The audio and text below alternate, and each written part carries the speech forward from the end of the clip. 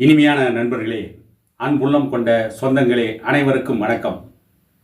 2-3 நாட்களுக்கு முன்பு படையாண்ட மாவீரா என்கின்ற திரைப்படத்தினுடைய இசை வெளியீட்டு விழாவும் அவனுடைய முன்னோட்ட வெளியீட்டு விழாவும் சென்னையிலே நடத்தப்பட்டது. அந்த வெளியீட்டு விழாவிலே கலந்து கொண்ட சீமான், கௌதமன் இவர்கள் இருவரும் பேசிய அந்த பேச்சுக்கள் இன்றைக்கு சமூக வலைதளங்களில் மிகவும் விமர்சனத்திற்கு உள்ளாக்கப்பட்டது. சரி, சீமானுடைய பேச்சு மட்டுமா விமர்சனத்துக்கு உள்ளாக்கப்பட்டது, அல்லது கௌதமன் அவர்களுடைய பேச்சு மட்டுமா விமர்சனத்துக்கு உள்ளாக்கப்பட்டது? அந்த திரைப்படம் இன்னும் வெளிவரவில்லை, அந்த திரைப்படம் இன்னும் ரிலீஸ் செய்யப்படவில்லை. அதற்கு முன்பே அந்த திரைப்படத்திற்கு எதிராக பல்வேறு தவறான விமர்சனங்களை வைத்துக் கொண்டிருக்கிறார்கள். இதை வைத்துக் கொண்டிருக்கிறவர்கள் யார் என்பதை பற்றியும் பின்னால் நாம் சற்று விளக்கமாக பேசுவோம். அந்த விழாவிலே பேசிய சீமான், வன்னிக்காட்டின் வம்சம் நீ என்று கவி பேரரசு வைரமுத்து எழுதிய பாடலுக்கு விளக்கம் கொடுக்கின்ற பொழுது, இலங்கையை ஆண்ட மன்னன் பண்டார வன்னியனுடைய வரலாற்றை சற்று விரிவாக பேசிவிட்டார். அந்த உண்மையை சற்று விளக்கமாக பேசிவிட்டார். பண்டார வன்னியன்தான் இலங்கையிலே இங்கிலாந்துக்கு எதிராக மிகப்பெரிய சுதந்திர போராட்டத்தை நடத்தியவர். வெள்ளையருடைய பீரங்கிகளால் கூட வீழ்த்த முடியாத பண்டார வன்னியனை காக்கை வன்னியன் என்கின்ற இன்னொரு வன்னியன் தான் வீழ்த்தினான் என்பது வரலாறு. அப்படி இருக்கின்ற பொழுது சுதந்திரத்திற்காக போராடிய அந்த பண்டார வன்னியனுடைய வரலாற்றை பற்றி சீமான் பேசிவிட்டார். சீமான் ஜாதி வெறியோடு பேசியிருக்கிறார். சீமானும் ஒரு ஜாதி வெறியராகிவிட்டார். ஆகவேதான் வன்னியர்களுக்கு ஆதரவாக பேசிக் கொண்டிருக்கிறார் என்றெல்லாம் ஒரு கூட்டம் சீமான் மீது விமர்சனத்தை வைத்துக் கொண்டிருக்கிறது. நான் பல இடங்களில் பார்த்தவரை இந்திய நாட்டின் சுதந்திர போராட்டத்திற்காகவும் மற்ற சமூகங்களின் சமூக பொருளாதார விடுதலைக்காகவும் போராடுகின்ற தலைவர்களை பற்றி சீமான் பல மேடைகளில் பேசியிருப்பதை பார்த்திருக்கிறேன். அரசியலுக்கு அப்பாற்பட்டு மக்களுக்காக போராடிய தலைவர்களை பற்றி சீமான் பேசியிருக்கிறார். அந்த அடிப்படையில் தான் இலங்கையில் விடுதலைக்கு போராடிய பண்டார வன்னியனை பற்றி சீமான் சற்று சிலாகித்து பேசிவிட்டார். உடனே இவர்களுக்கு சீமான் ஜாதி வெறியராகிவிட்டார். அதை போல கௌதமன் பேசிய பேச்சுக்களும், படையாண்ட மாவீரன் காடுவெட்டி குரு அவர்களை பற்றி கௌதமன் பேசிய பேச்சுக்களும் இன்றைக்கு அந்த கூட்டத்திற்கு பெரிய வெறுப்புணர்வை உருவாக்கி இருக்கிறது. சரி, இன்றைக்கு படையாண்ட மாவீரா திரைப்படத்திற்கு எதிராக விமர்சனத்தை வைப்பவர்கள், சீமானுக்கு எதிராக விமர்சனத்தை வைப்பவர்கள், கௌதமனுக்கு எதிராக விமர்சனத்தை வைப்பவர்கள், பிறவி கவிஞன் கவி பேரரசு வைரமுத்து கடந்த கால வரலாறுகளெல்லாம் படித்து விட்டுத்தான் அற்புதமான பாடல்களை அந்த திரைப்படத்திற்கு எழுதியிருக்கிறார். வன்னிக்காட்டின் வம்சம் நீ என்று எழுதிவிட்டார். ஆகவே வைரமுத்துவிற்கு எதிராகவும் அந்த கூட்டம் கொக்கரித்துக் கொண்டிருக்கிறது. இந்த கூட்டம் எப்படிப்பட்ட கூட்டம் என்று அவர்களுடைய பின்புலனை சற்று நீங்கள் ஆராய்ந்து பார்ப்பீர்களேயானால், இப்பொழுது கூட அண்ணா பல்கலைக்கழகத்தில் ஒரு மாணவிக்கு பாலியல் தொல்லை கொடுத்த ஞானசேகரன் என்பவனுக்கு 30 ஆண்டுகளுக்கு மேல் தண்டனை கொடுத்து நீதிமன்றம் தீர்ப்பு வழங்கி இருக்கிறது. இந்த தீர்ப்பை தமிழகத்திலே இருக்கின்ற பெரும்பாலான அரசியல் கட்சிகள் வரவேற்றிருக்கிறார்கள். அந்த தீர்ப்பில் இன்னொரு கேள்வியும் பலர் எழுப்பியிருக்கிறார்கள். யார் அந்த சார் என்ற ஒரு கேள்வி எழுப்பப்பட்டது. அந்த காமுகன் ஞானசேகரனுடன் தொடர்புடைய அந்த முக்கிய புள்ளி யார்? அவர்களையும் கண்டுபிடித்து தண்டனை வழங்க வேண்டும் என்ற ஒரு மிகப்பெரிய கேள்வியை இன்றைக்கு பல்வேறு அரசியல் கட்சிகளும் கேட்டுக்கொண்டிருக்கிறார்கள்.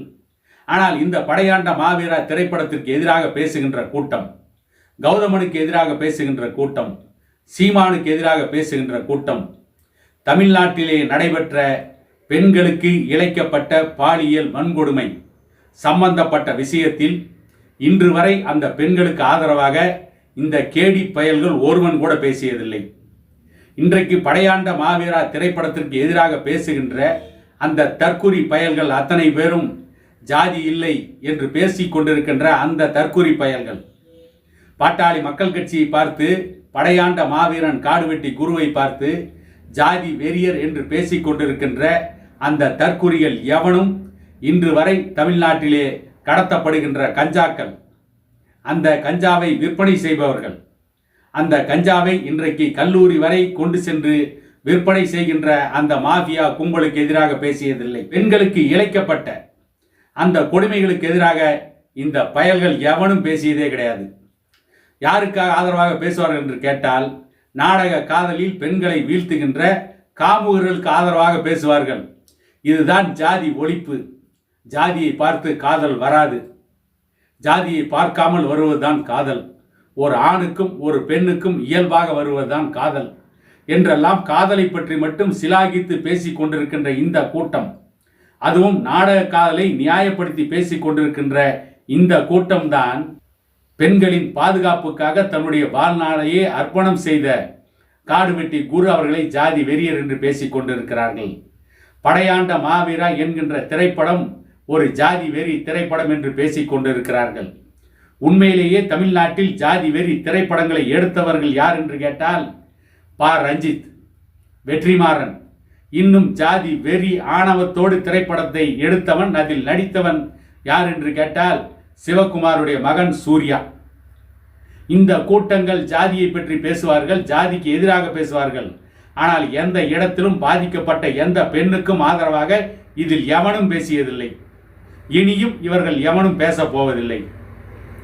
ஆனால் பாதிக்கப்படுகின்ற பெண்களுக்கு ஆதரவாக பேசுகின்ற கௌதமன், சீமான் மற்றும் இதற்கு முன்பு அதற்காக இறங்கி களமாடிய காடுவெட்டி குரு போன்றவர்களை ஜாதி வெறியன் என்று பேசிக் கொண்டிருக்கின்ற இந்த கூட்டம்தான் படையாண்ட மாவீரா திரைப்படத்தை பற்றி இன்றைக்கே கதற ஆரம்பித்திருக்கிறார்கள். அவருடைய கதறல் சத்தம் அதிகமாக கேட்டுக்கொண்டிருக்கிறது. காரணம் என்ன? படையாண்ட மாவீரா என்கின்ற திரைப்படம் பல்வேறு அதிர்வுகளை ஏற்படுத்த இருக்கிறது. பெண்களின் பாதுகாப்பை வலியுறுத்தி பேச இருக்கின்றது. பெண்களுக்கு பல விழிப்புணர்வை ஏற்படுத்த இருக்கிறது. குறிப்பாக இளம் பெண்கள், கல்லூரி பெண்கள் ஏமாந்து நாடக காதல் வலையிலே விழுந்துவிடக் கூடாது. தன்னுடைய வாழ்வை தாங்களே சீரழித்து விடக்கூடாது, தாங்களே சீரழித்துக் கொள்ளக்கூடாது என்ற ஒரு விழிப்புணர்வை அந்த படம் ஏற்படுத்திவிடும். அப்படி அந்த படம் ஒரு விழிப்புணர்வை ஏற்படுத்திவிட்டால் கல்லூரி பெண்களை காதலித்து ஏமாற்ற முடியாது என்று நினைக்கின்ற கூட்டம்தான் இன்றைக்கு சமூக வலைதளங்களில், ஊடகங்களில் படையாண்டா மாவீர திரைப்படத்திற்கு எதிராக கதறி கொண்டிருக்கிறார்கள். இவர்கள் கதறல் சத்தம் எல்லா இடங்களிலும் கேட்டுக்கொண்டிருக்கிறது. இவர்கள் கதறல் அவர்களுடைய வாழ்க்கை பறிபோகிறது. அவர்கள் ஏமாற்றுகின்ற அந்த வித்தையினுடைய முகமூடி கிழிக்கப்படுகிறது. இவர்கள் ஏமாற்றுகின்ற வேலை இனி தமிழ்நாட்டிலே நடைபெறாது என்று நினைக்கின்ற அந்த அயோக்கியர்கள் கூட்டம், அந்த தற்குறிகள் கூட்டம், அந்த பெண்களை ஏமாற்றுகின்ற அந்த மோசடி பேர்வழிகள் கூட்டம் இப்பொழுது கதறிக்கொண்டிருக்கிறார்கள். படையாண்ட மாவீரா என்கின்ற திரைப்படம் யாரை பற்றி பேசுகிறோம்? எங்களுடைய வாழ்வியலை பேசுகிறோம். பாயும்புலி பண்டாரக வன்னியன் வாழ்வியலை பேசுகிறோம் என்று சொன்னால் அவர் விடுதலைக்காக போராடிய மாவீரன். நாங்கள் ராஜராஜ சோழனை பேசுகிறோம், ராஜேந்திர சோழனை பேசுகிறோம் என்று சொன்னால், வன்னியர் என்று நாங்கள் பேசுகிறோம் என்று சொன்னால் சரி, வன்னியர்கள் என்று கூட நாங்கள் பேசவில்லை, தமிழன் என்று கூட பேசுகிறோம். ஒரு தமிழ் சமூகத்தினுடைய மிகப்பெரிய அடையாளம், ஒரு தமிழ் சமூகத்தின் மக்களுக்காக தன்னுடைய வாழ்நாளை அர்ப்பணித்து வாளெடுத்து போரிட்ட அந்த மா மன்னர்களை பற்றி பேசாமல் ஒழுக்கக்கேடான இந்த களிசடைகளை பற்றியா பேசுவோம்? ஜாதியை ஒழிக்கிறோம் என்று சொல்லி தமிழ்நாட்டில் ஒழுக்க கேட்டை உருவாக்கி கொண்டிருக்கின்ற ஒரு கூட்டத்தை பற்றியா பேசுவோம்? எங்களுடைய வரலாறைத்தான் பேசுவோம். இந்த கூட்டம், இன்னும் சொல்ல போனால் படையாண்ட மாவீரா திரைப்படத்திற்கு எதிராக பேசுகின்ற கூட்டம் எல்லாம் ஒரு நாள் கூட இந்த மண்ணை ஆண்ட மனிதர்களை பற்றி பேசியதில்லை. ஒரு நாள் கூட விடுதலைக்கு போராடிய அந்த தியாக சுடர்களை பற்றி பேசியது இல்லை. ஒரு நாள் கூட இந்த மக்களுடைய மறுமலர்ச்சிக்காக போராடிய மாபெரும் தலைவர்களை பற்றி பேசியதில்லை. அவர்கள் மீது குற்றம் சாட்டி வேண்டுமானால் பேசுவார்களே தவிர, அந்த மாபெரும் தலைவர்களை இழிவுபடுத்தி வேண்டுமானால் பேசுவார்களே தவிர, மக்களுக்காக போராடிய அந்த மனிதர்களை, மக்களுக்காக வாழ்ந்து மறுமலர்ச்சி ஏற்படுத்திய அந்த மனிதர்களை பற்றி இவர்கள் என்றைக்கும் பேசியதே இல்லை. இன்னும் அந்த பா. ரஞ்சித் என்கின்ற ஒரு தற்கூரி பயல், அவர் ஒரு மிகச்சிறந்த திரைப்பட இயக்குனர் என்று இன்றைக்கு மாவீரா திரைப்படத்திற்கு எதிராக பேசிக் கொண்டிருக்கின்ற கூட்டம் பா. ரஞ்சித்தை தான் மிகச்சிறந்த திரைப்பட இயக்குனர் என்று சொல்லிக் கொண்டிருக்கிறார்கள். அந்த பா. ரஞ்சித் என்கின்ற அந்த திரைப்பட இயக்குனர் ஒரு வரலாறும் தெரியவில்லை, ஒரு மண்ணும் தெரியவில்லை. தமிழகத்தினுடைய வரலாறு தெரியாமல் ராஜராஜ சோழன் எங்கள் சொத்துக்களை பறிமுதல் செய்தான் என்று பேசியிருந்தான். ராஜராஜ சோழன் எந்த சொத்துக்களை பறிமுதல் செய்தார்? இந்த ப ரஞ்சித்துடைய முன்னோருக்கு எங்கே சொத்து இருந்தது, எங்கே வைத்திருந்தார்கள், எவ்வளவு வைத்திருந்தார்கள்? இந்த ப ரஞ்சித் போன்றவருடைய சொத்துக்களை இன்றைக்கு சென்னையிலே பறிமுதல் செய்திருப்பது கர்நாடகாவிலிருந்தும் ஆந்திராவிலிருந்தும் தமிழ்நாட்டிற்கு வந்த வந்தேரிகள் தான் சென்னையிலே பறையர் சமூகத்தின் சொத்துக்களையும் வன்னியர் சமூகத்தின் சொத்துக்களையும் கபலீகரம் செய்திருக்கிறார்கள்.